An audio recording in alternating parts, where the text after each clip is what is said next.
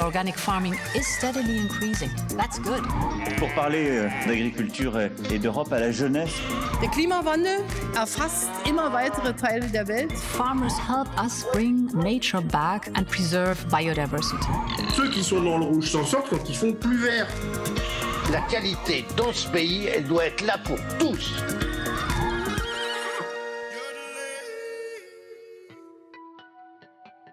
In the world of European politics, there are few red-button issues triggering the activism of citizens, quite like the use of chemical pesticides. Over the years, the European Union has taken heed, with a series of directives to gradually limit their use and so too their impact on human health and the environment. Most recently, this was the 2009 EU directive on the sustainable use of pesticides, with the principle of integrated pest management embedded in it.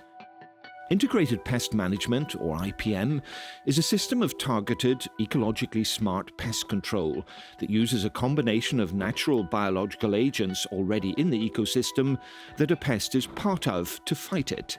Not, it needs to be noted, to eradicate the pest, but to control it to the point where crops are no longer under threat. That could be removing or reducing a pest's food source and mating potential, introducing greater biodiversity with hedges and woods planted near crop-producing fields, biopesticides based on microbial agents which infect and kill specific pests, or the release of predators or parasites on pests. In the past decade, scientists and agro-innovators have made huge strides in research into chemical pesticide alternatives, and now the European Commission has tabled a new binding proposal to cut pesticide use by 50% by 2030. Will it be enough to satisfy citizens campaigning for more radical steps? Is it too much for farmers long used to pesticides and under pressure to produce food in vast quantities? This episode of Food for Europe focuses on just these issues. And we start in lashing autumn rain at the Ferme du Pré, run by Christophe Joly, a short distance south of Brussels, and dedicated to regenerative farming. It's integrated pest management in action, thought through and minutely responsive.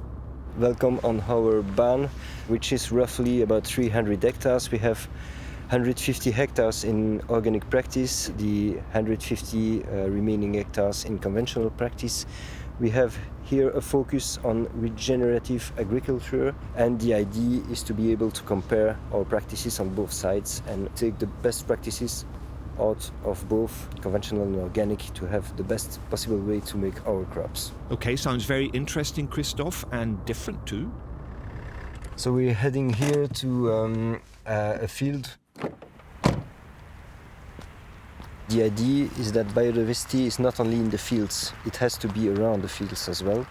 So we have trees, we have hedges, we have erosion margins, we have fauna margins for small mammals, for insects, for birds, etc.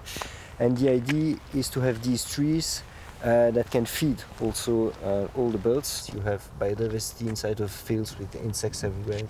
And it's also beautiful for the landscape. But you also have other advantages, like you can actually lower the effect of the wind 10 times the height of the trees inside of the fields. You also have lowering erosions aspects. And how exactly do you protect biodiversity and control pests at the same time? The first thing to do is to get your crops in an environment that shelters biodiversity via hedges, trees, fauna margins, etc. So we already have all the beneficiary insects present on our farm, so we don't need to apply insecticides on our field.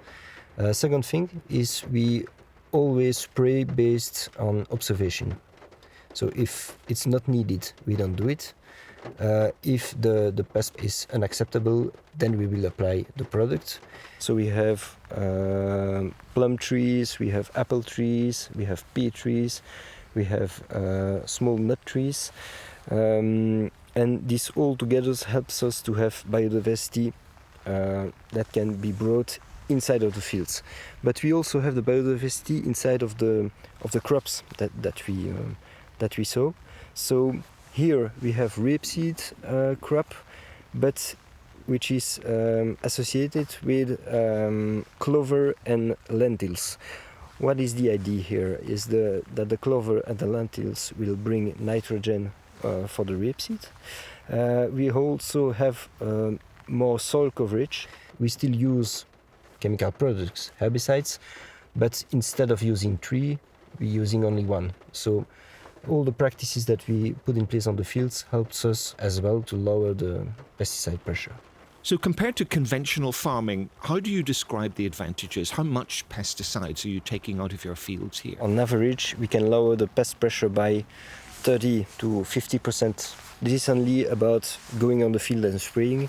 We can also lower by 20-30% the amount of product that we apply on the field. So I would say that roughly we can avoid to spray around 50% of total amount of product. Christophe Joly, many thanks for showing us around your farm. It was a pleasure to have you here on the farm.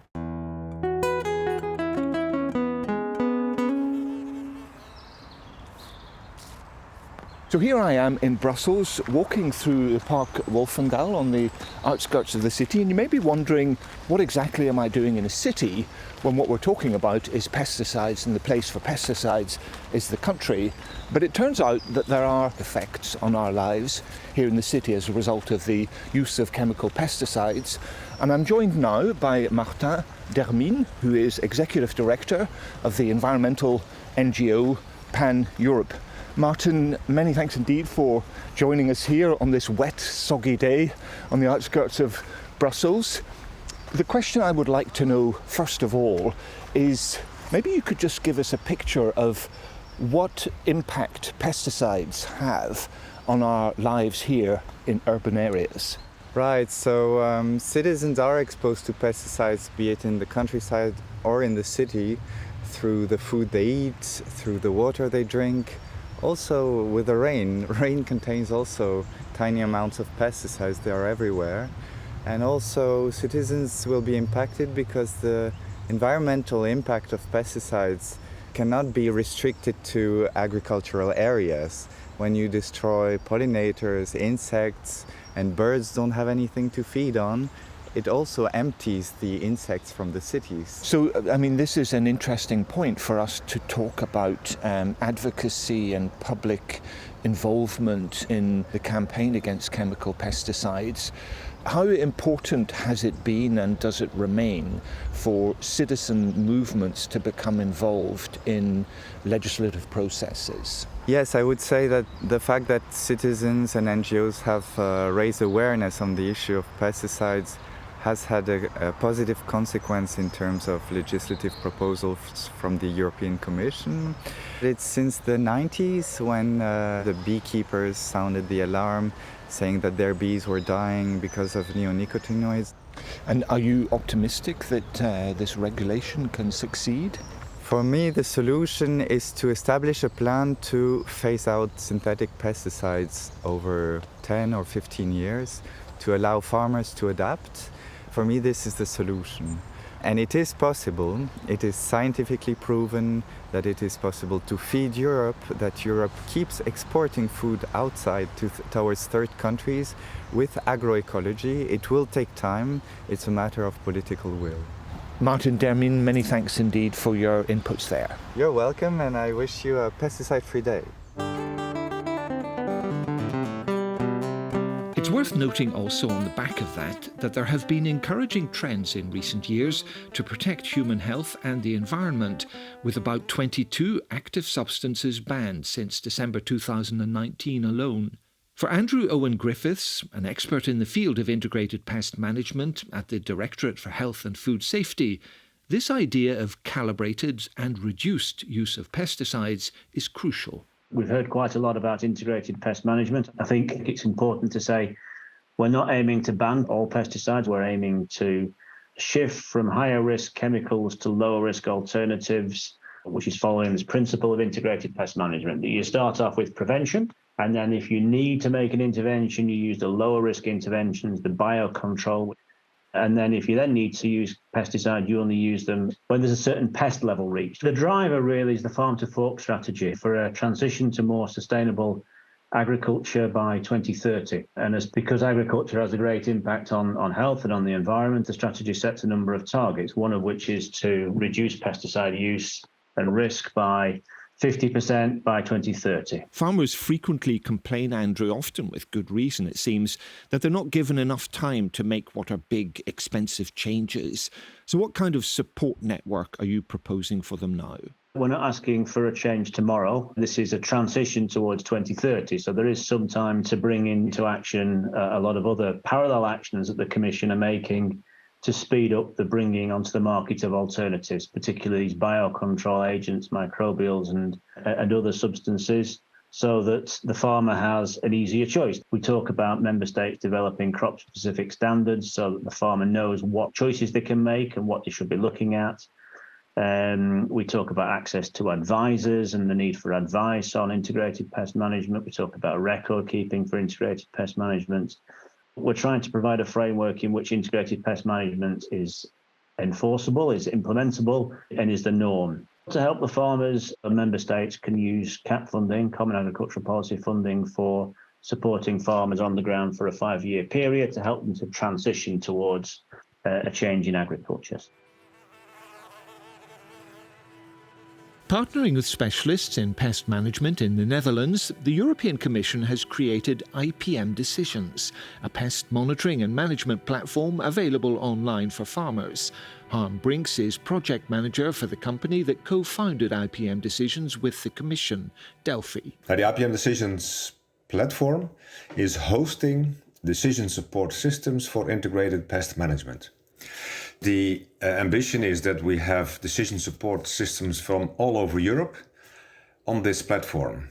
And all these systems can be used by any farmer or advisor across Europe. Could you give me an example of a pest that a crop farmer may face and what he could then harness through this system in order to monitor and manage the pest? Yes, I can. An example could be, what is relevant at this moment, is the decision support system for the barley yellow dwarf virus. That is a virus that is spread by aphids, and the decision support system predicts when aphids are present in the field to spread the virus to other plants. So that's really an indication of if farmers should monitor their fields. But when do you start monitoring? Then this system helps to predict when the aphids become active in your field. And then you can go to your field and look if they are really there. And if they are there, you can apply an insecticide. So prevent the aphids for spreading the virus through the field. When you're talking about integrated pest management, then a decision support system is just a tool in your strategy for integrated pest management. So you should always first look at prevention, when you can, for example, use a resistant variety. That's always better. But once you have your prevention taken, and then still you see that aphids are coming in the field and exceed a certain threshold, then you have to apply an insecticide. Would be nice when you have a biological insecticide available, but if not, then you can also apply a synthetic insecticide.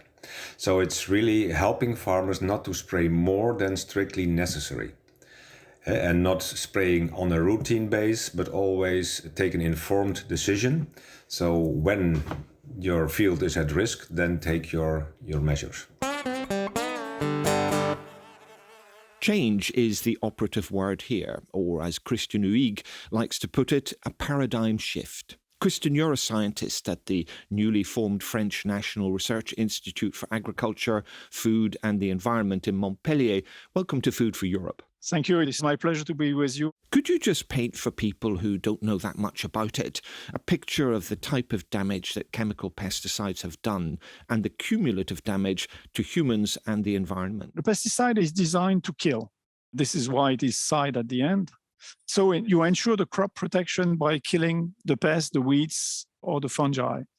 It has an effect, either direct or indirect, that some pesticides that are not clearly targeting the pest or the weed or the insect you want to control.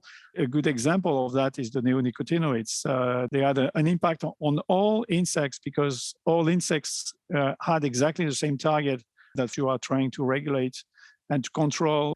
The second element is there are a series of pesticides still on the market that are either carcinogenic, mutagenic, or reprotoxic.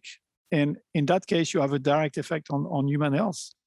But there are plenty of indirect effects or cocktail effect that we do not know very well.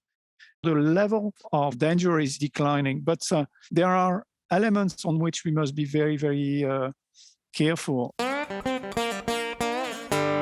So what are the natural alternatives? And also, are they practical and affordable for farmers to be able to switch to from synthetic pesticides? The key question for the crop protection is to go from a destruction of the pest towards a control. We have to look more and more the crop as an ecosystem hosting many other organisms. So moving out of pesticide is clearly requiring a paradigm shift. There are many, many options and many levers, and this is maybe the major weakness because there are many instead of one unique solution.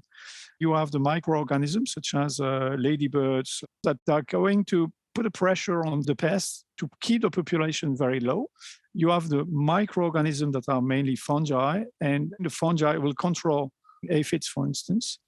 Then you have where you are going to regulate the population is mainly targeting insects by changing the landscape. So either these insects will go somewhere else or they will not mate. The last one is the natural substances.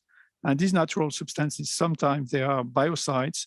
All the techniques I mentioned have absolutely no impact on the yield potential.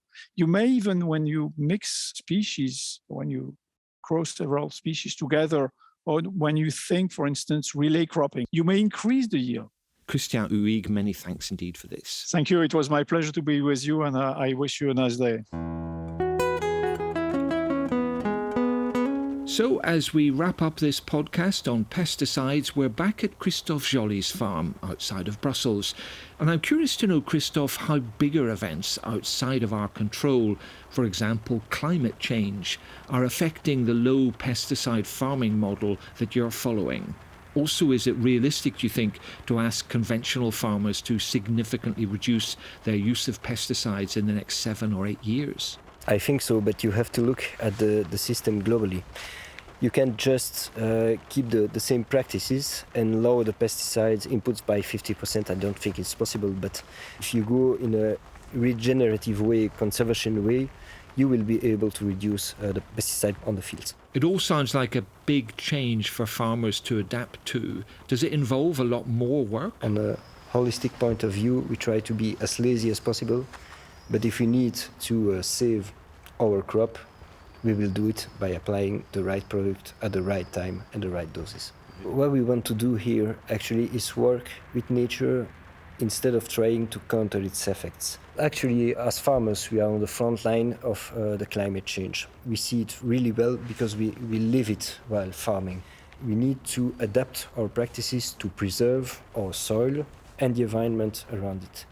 As a farmer, we have our farm, but it's also the landscape of the people, it's biodiversity for the people, it's common good, actually. And with those words from Christophe Joly, we conclude this edition of Food for Europe. Our thanks to our other guests, Andrew Owen Griffiths from the European Commission's Directorate on Health and Food Safety, Martin Dermien, Executive Director of Pan Europe, Harm Brinks from Delphi, and Christian Huyghe, Scientific Director of Agriculture at INRAE, the new Institute for Agricultural Research in the south of France. Many thanks to you all, and also to you for tuning in to Food for Europe. You can download this podcast and all the others in our series via all the main podcast platforms. Until the next time, goodbye from me, Paul Anderson. Organic farming is steadily increasing. That's good.